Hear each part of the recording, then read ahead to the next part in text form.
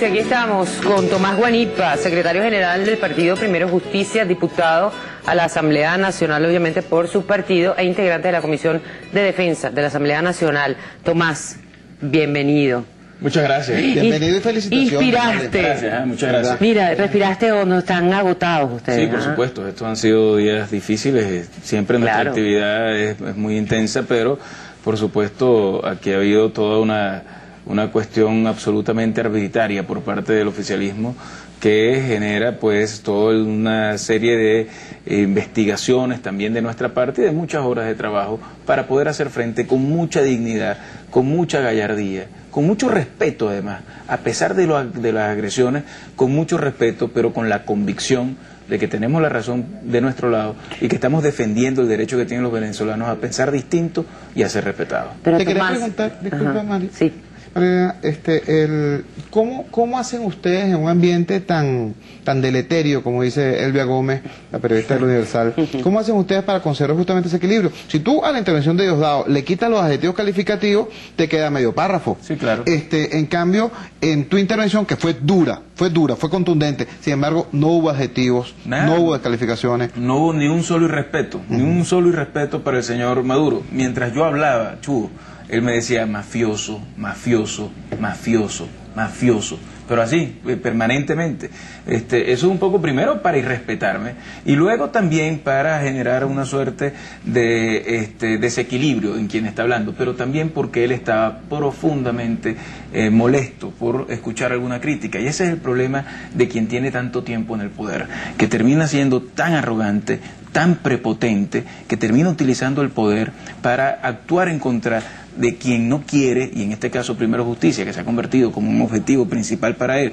Yo no sé si es porque Enrique Capriles le ganó la candidatura a la gobernación del estado Miranda, pero que en todo caso demuestra que es una persona que se mueve a través de odios, cosas muy lamentables que también se lo dije de ayer. Yo no tengo nada en contra, personal en contra del señor Cabello, sin embargo, creo que uno debe actuar y tener, como lo decía Richard Mardo, las posiciones públicas para actuar positivamente, para construir. Tú decías, Chugo, si le quitas los adjetivos calificativos, su intervención no dura ni un minuto, pero es que es así, no lo hemos escuchado. El primer planteamiento positivo que pueda unir al Parlamento en torno a algunas ideas que puedan ser beneficiosas para los venezolanos.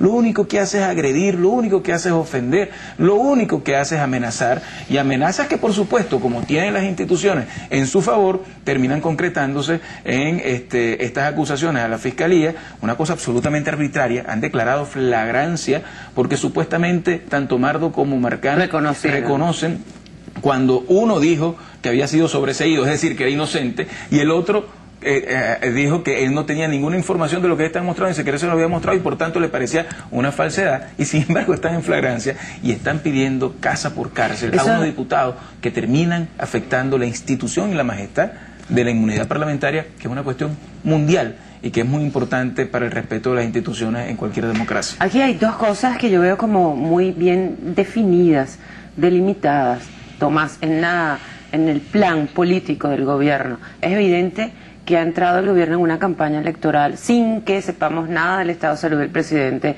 sin que tengamos un informe médico, que es lo fundamental, pero en cambio sí tenemos un consejo electoral.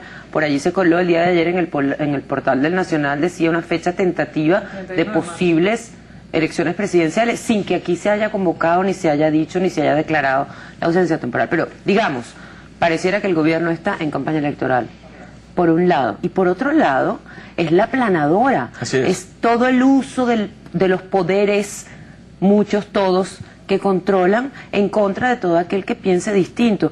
Es un embudo lo que estamos viendo. ¿A dónde va a llevar? Es decir, en 24 horas, unos diputados que han hecho denuncias, domingo a domingo, Primero Justicia pasa cifras, por ejemplo, de los regalos de este gobierno y de lo que se podría hacer en Venezuela con ese dinero. Y en 24 horas van a pasar probablemente a estar presos en sus casas. ¿Qué es esto? Bueno, presos en sus casas en principio, porque la intención de ellos es apresarlos, y hoy decía de una forma muy amenazante quien es gobernador de Aragua que le tenía hasta la celda a Richard Mardo. Entonces yo digo, han perdido hasta las formas. Es tan grotesco que al final el país está viendo que existe en Venezuela un grupo que, sin haber sido electo por el pueblo, porque quien eligieron fue Hugo Chávez, y si Hugo Chávez estuviera aquí, estoy seguro que evaluaría de una forma distinta el papelón que ayer se hizo en la Asamblea Nacional. Y están haciendo un uso de ese poder de forma absolutamente arbitraria, sin cuidar ni siquiera la forma, y respetando lo que significa el tema parlamentario, insisto, pero además llenos de mentiras, porque ayer lo que presentaron fueron puras ollas de refrito, de cosas que no tenían ningún tipo de valor. Le dijeron al país durante 4 días hasta en cadenas, nos acusaron hasta de narcotraficantes, una cosa tan grave como esa. Y uno se pregunta, ¿cómo es posible que utilicen el tiempo de la Asamblea Nacional para ese tipo de cosas, que son unos refritos? Nadie puede cuestionarle a Richard Mardo su trabajo social. Eso es lo que le molesta, que es un muchacho que consigue que gente ayude para construir canchas, para hacer parques, para mejorar escuelas, para darles útiles escolares a niños, para poder operar a gente. ¿Será que van a meter presos entonces a los médicos que operan a la gente gratis? Porque eso también es una donación de horas de trabajo y de esfuerzo de profesionales.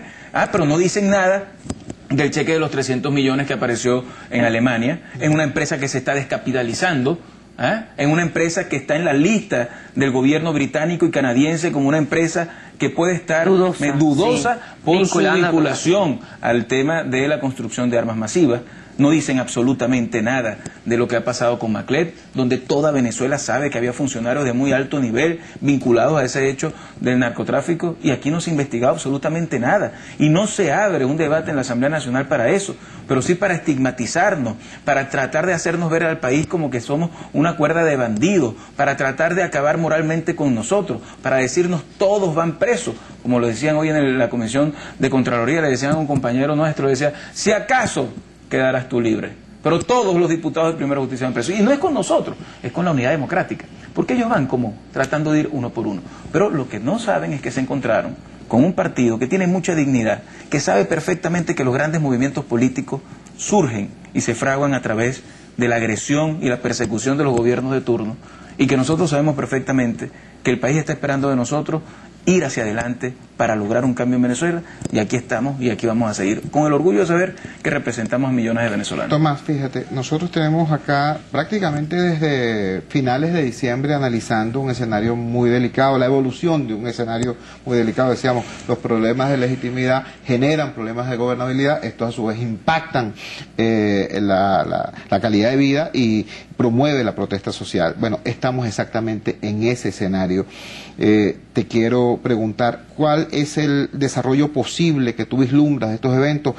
A toda cuenta que el chavismo es algo así como un tren desbocado sin chofer, sin conductor, el jefe no está, el mando aparentemente lo tiene un elenco de segundones compitiendo para ver quién es más dañino o más radical, independientemente de lo que pasa en el país. No hay contrapesos institucionales, ni nacionales ni internacionales. Hemos visto lo poco que le importa a ese elenco de segundones la asamblea como escenario, o la opinión de la iglesia, o la opinión de la opinión pública, y bueno, vimos también actuando, entre comillas, a la OEA. En un escenario como ese, ¿cuál es el devenir que tú vislumbras? Mira, lo primero es que yo creo que claramente el 8 de diciembre Hugo Chávez dejó un sucesor, y un sucesor que tenía la responsabilidad de conducir el gobierno en la ausencia de él mientras recuperaba su estado de salud.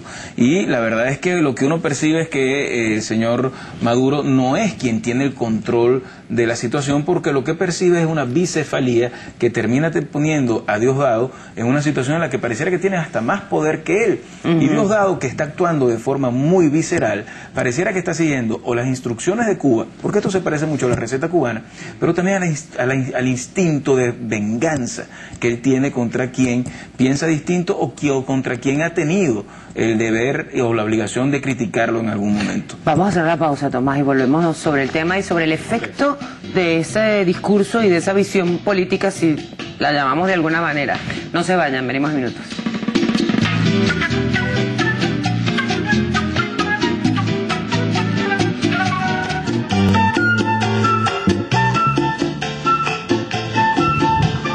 Seis en punto de la tarde. Aquí estamos de regreso con el diputado Tomás Guanipa, secretario general del partido Primero Justicia. ¿Cómo crees, Tomás, que está recibiendo el electorado revolucionario todo esto que ocurre? Mira, ¿sabes qué me llamó la atención? Y nos llamó la atención a todos los que estábamos allí, principalmente los que estamos a un costado cerca de la bancada oficialista, la reacción de los oficialistas del día de ayer. ¿Tú crees que se sorprendieron? Pero absolutamente sorprendidos. Algunos se acercó a ustedes, intercambiaron. Nos hacían señas. ¿Señas de qué tipo? Nos hacían señas de asombro frente a lo que estaba pasando, de asombro, y de incomodidad. En los pasillos... De vergüenza, digamos. De vergüenza. En los pasillos algunos hasta nos dijeron que estaban muy avergonzados frente a lo que estaba pasando, que no entendían cómo podían llegar a esos niveles.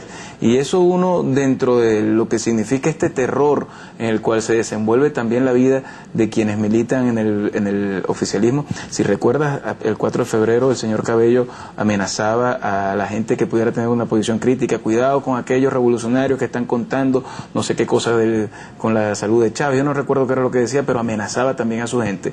Y uno en el fondo lo que entiende es que ellos están mucho más presos que lo que puede sentirse cualquier venezolano frente al AMPA, por ejemplo. Y eso es una situación en la cual uno dentro de todo los comprende. De hecho, insisto, allí hoy con Pedro Carreño había gente que no estaba de acuerdo con lo que estaba pasando, con lo que estaban haciendo. Y lamentablemente no pueden alzar su voz, porque por ejemplo la ley del salto de Talanquera le cabe a todo el que venga para acá. Pero no viceversa. Es aplaudido por toda la mayoría y termina siendo además felicitado por ellos. Y en el fondo uno lo que siente es que ellos están corrompiendo cualquier lucha contra la corrupción. Lo decía muy bien hoy Ramón Guillermo Aveledo, lo decía también Ledesma en una reunión que tuvimos previa. Y es que al parecer es como el mundo al revés.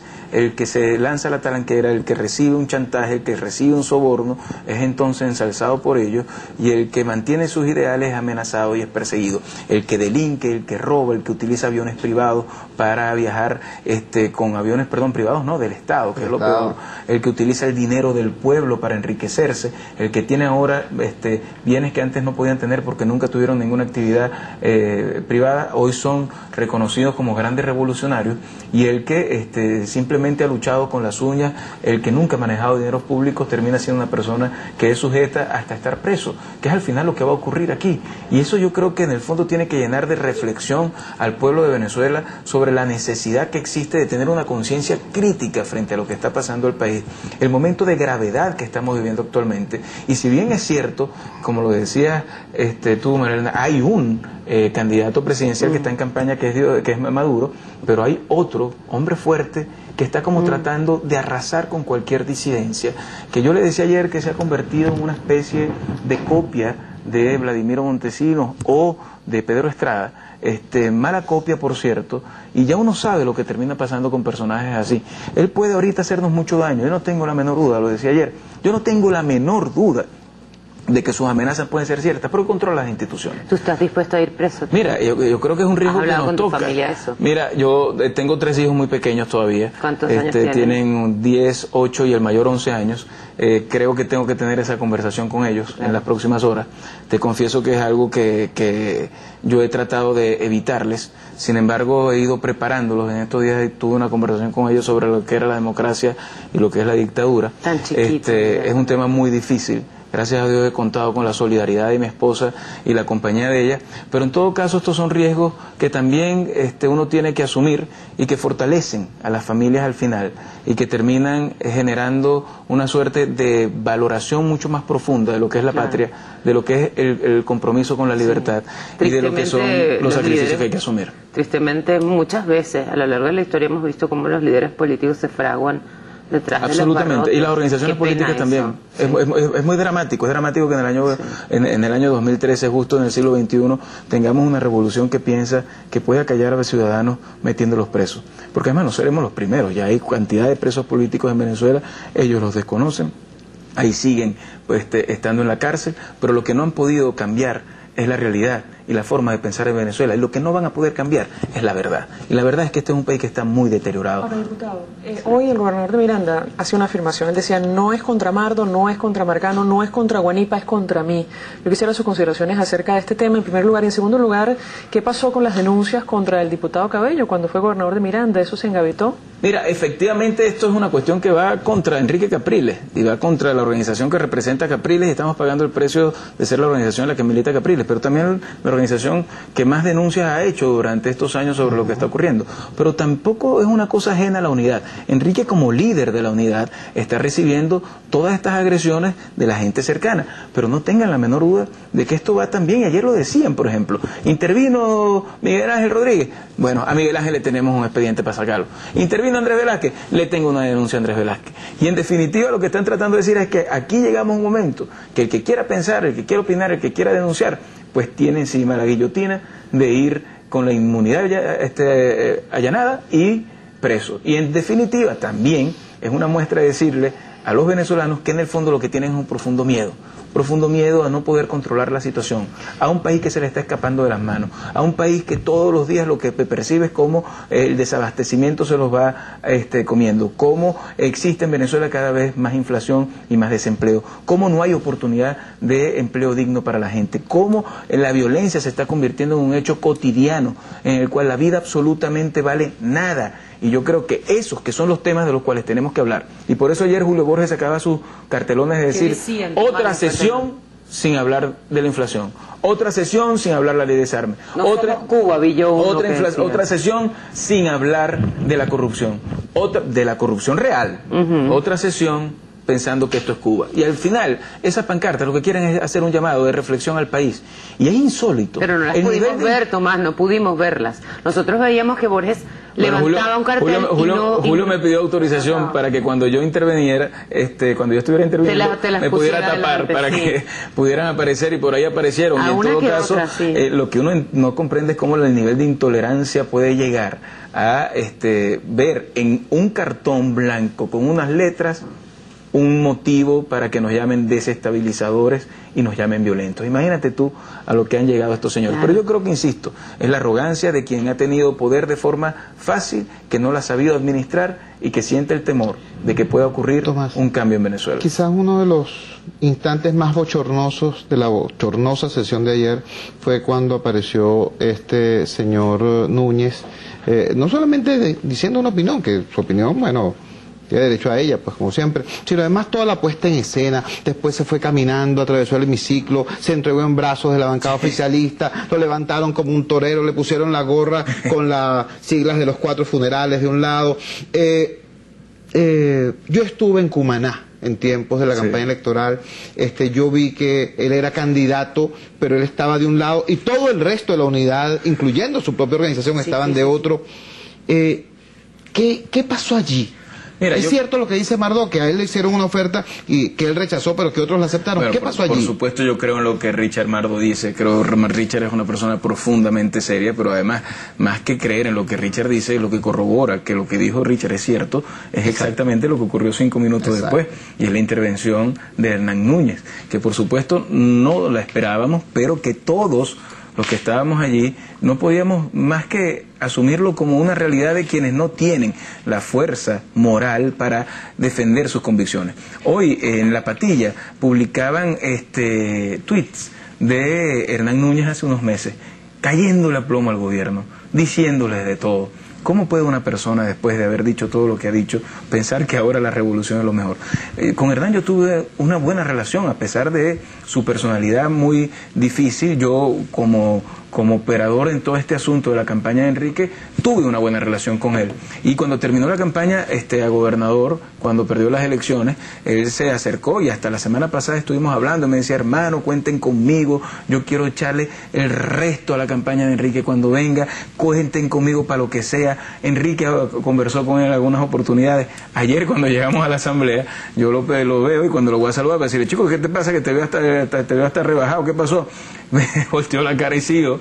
Y yo dije, bueno, aquí está pasando algo raro. Y bueno, y así van. Hay 2 caminos, ¿no?, para tratar a los diputados de oposición: la presión, el chantaje y el soborno, para que quiebren, como dicen vulgarmente, las patas, lo que no tienen la convicción moral de asumir el momento que estamos viviendo.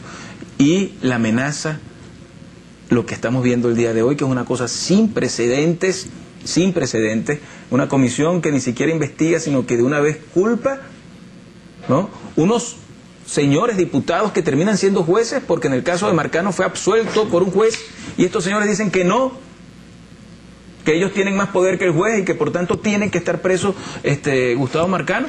Y uno dice al final, bueno, estas son las dos vías en las que nos toca. Yo lo que sí espero es poderle contar a mis hijos, o que mis hijos sepan, frente a lo que está pasando en el país, que su padre no se doblegó y que yo tuve la dignidad de luchar por el país en el que yo creía. Amén, Tomás, que así sea.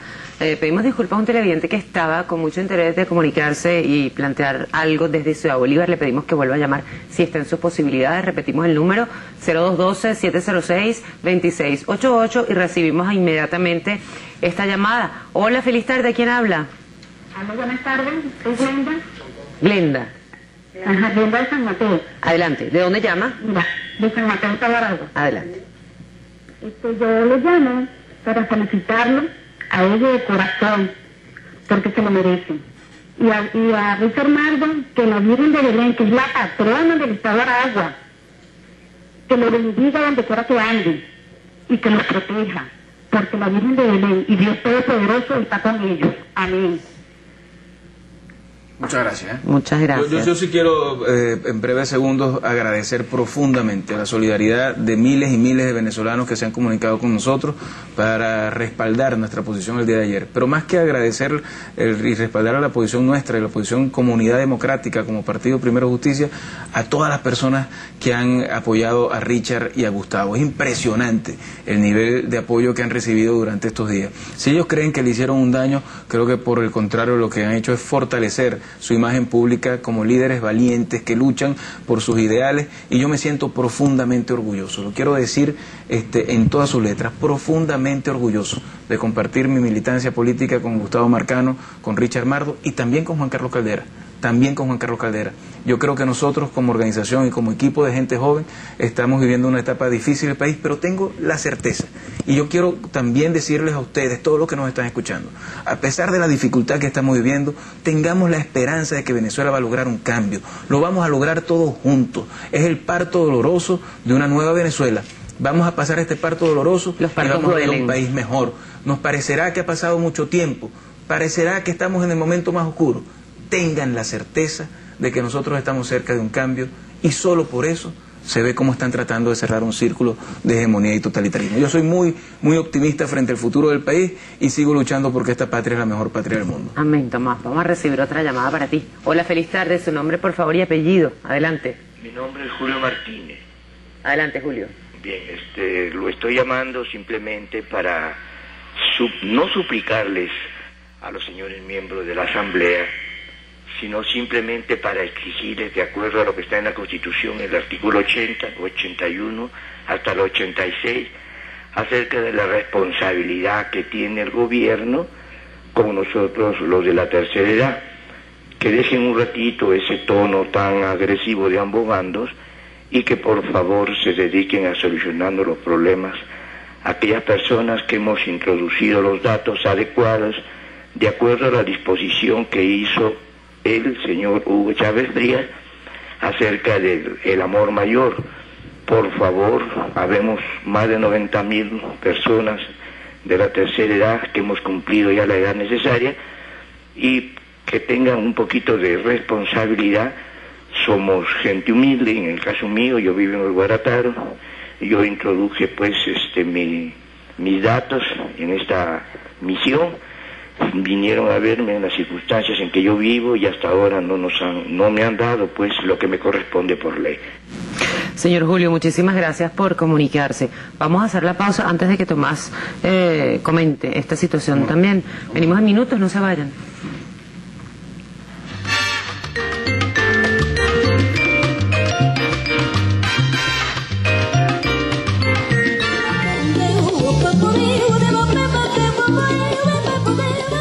Seis 20 minutos de la tarde, 706-2688, nuestra línea telefónica. Es interesante compartir opiniones de ustedes sobre lo que está ocurriendo en las últimas horas. ¿Ustedes realmente fueron sorprendidos, Tomás, con la posición, la migración ayer de este diputado. No tenían ni una pista, ni una noción, nada. Mira, la verdad es que los que conocen a Hernán saben que es un personaje particular. Yo lamento profundamente que haya asumido una actitud de la que él mismo debe estar muy avergonzado. Yo estoy seguro que él en el fondo siente vergüenza de lo que hizo. Creo que fue un triste espectáculo para el país.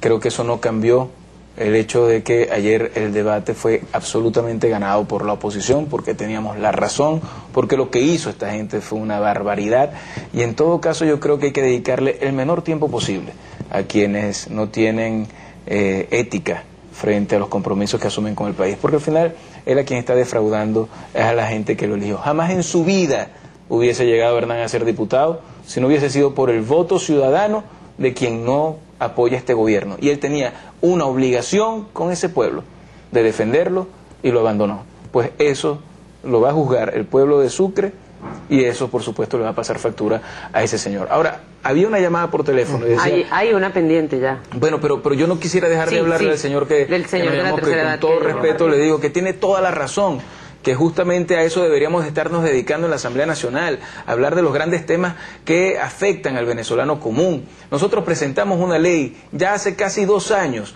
para reformar la ley de alimentación y darles estatiques a pensionados y jubilados, y no ha querido ser aprobado por el gobierno. Cuando nosotros llevamos una marcha de adultos mayores para la Asamblea Nacional para entregarla, había una caravana en defensa de Gaddafi, y lo que nos dijeron es que ese día en la Asamblea Nacional íbamos a hablar sobre la defensa del régimen de Libia y no de la aprobación de la reforma de la ley de alimentación para darle ese estatique a pensionados y jubilados. Bueno, ese es el contraste que tiene que ver el país, y eso es lo que usted tiene que ver, señor, porque al final a nosotros nos quieren entrampar en una discusión de retórica política, de confrontación absolutamente estéril, cuando lo que nosotros deberíamos hacer es estar hablando justamente de los problemas que usted tiene. Pero bueno, toca enfrentar esas cosas sin dejar de hablar de los grandes problemas nacionales, que es la gran prioridad para lo cual nosotros estamos abocados.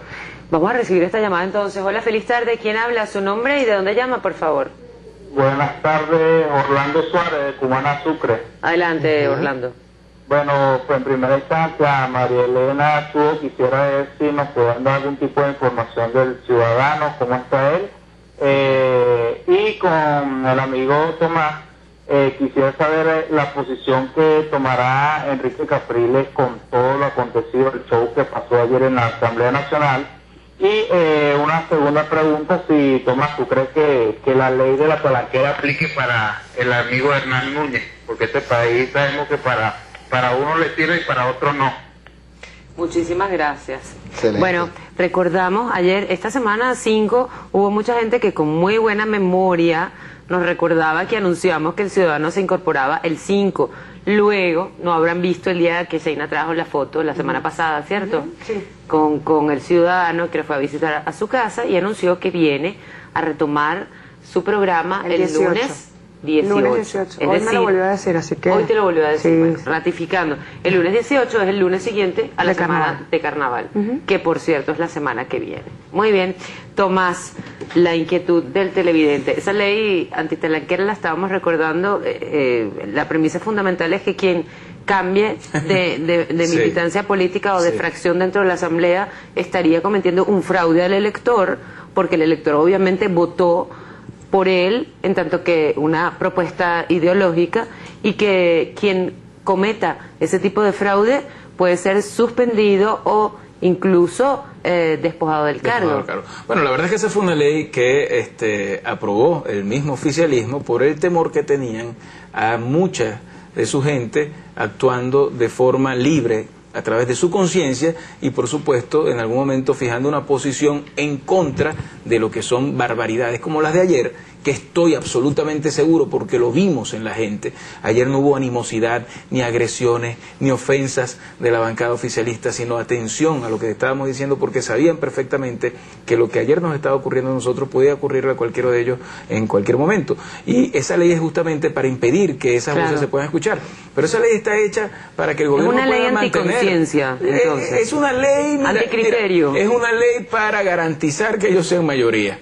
Y para garantizar que pueden ser seguir actuando de forma arbitraria. Es una ley hecha para ellos, pero que aplaude y fortalece y premia a quien desde la oposición salta a la talanquera, pero no por convicción, no porque se esté violando la Constitución, como lo hizo en su momento Ismael García, o como lo hicieron muchos otros, sino porque sucumbe al soborno, a la presión y al chantaje de quienes están en el poder. Y eso es una vergüenza, porque están deformando a la gente. Y Enrique, nos preguntaba nuestro amigo de Sucre, Enrique está en pie de lucha, Enrique está con más ánimo que nunca, Enrique ha estado todos estos días muy activo a través de los medios de comunicación, pero a través de la calle, que es donde él siempre ha estado y donde nunca va a dejar de estar. Y está Enrique comprometido no solamente con los 7 millones de venezolanos que lo acompañaron el 7 de octubre, sino comprometido con todos los venezolanos a buscar un cauce para que exista en Venezuela un cambio, y también para que exista en Venezuela un mecanismo, una posibilidad de reencuentro entre los venezolanos,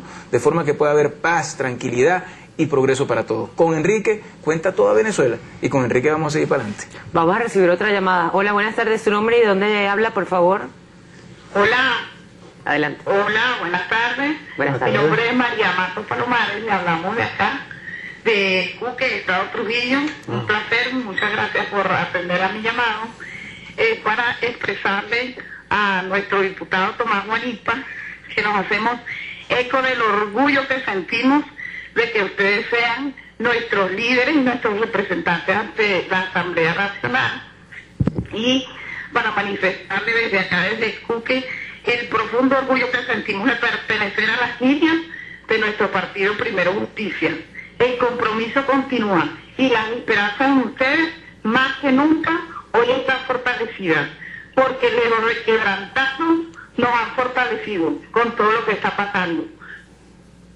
Muchísimas gracias, de verdad que entusiasmo sus palabras, porque justamente es la palabra de alguien que está comprometido con un cambio en Venezuela. Hoy tuvimos comité político, yo vino la dirigencia de todo el país, y uno se enorgullece mucho de lo que hemos venido construyendo, una organización solidaria, colectiva, donde el que se mete con uno se mete con todo, es una organización donde entendemos que no hay un líder supremo, sino donde todos somos necesarios y donde las ideas trascienden a los personalismos. Estamos construyendo una organización para ponerla al servicio de la gente, y créanme que frente a todas esas agresiones nuestra moral está hoy mucho más fuerte y estamos mucho más comprometidos con el país. Este tiempo negro va a pasar, Primero Justicia va a quedar, la Unidad Democrática como coalición política va a tener el poder en sus manos y va a poder demostrar que podemos reivindicar los valores de la libertad, de la democracia, respetando a quien piensa distinto y trabajando por los más pobres. Para eso estamos, eso es lo que les molesta a ellos, a eso le tienen miedo, pero esos mismos que ayer nos señalaban, que hoy nos acusan, que mañana nos pueden meter presos, esos mismos van a tener un trato totalmente distinto cuando nosotros estemos en el gobierno, cuando la Unidad Democrática gobierna este país, porque van a aprender lo que significa ser minoría en un país donde el gobierno respeta a todos por igual. Gracias, Tomás. Muchas gracias a ustedes. Muchas gracias a ustedes, un placer. Excelente ese mensaje final acerca de que la respuesta a estos desastres no es la revancha, es la democracia. Así es. Señor. Vamos a hacer la pausa y venimos en minutos, no se vayan.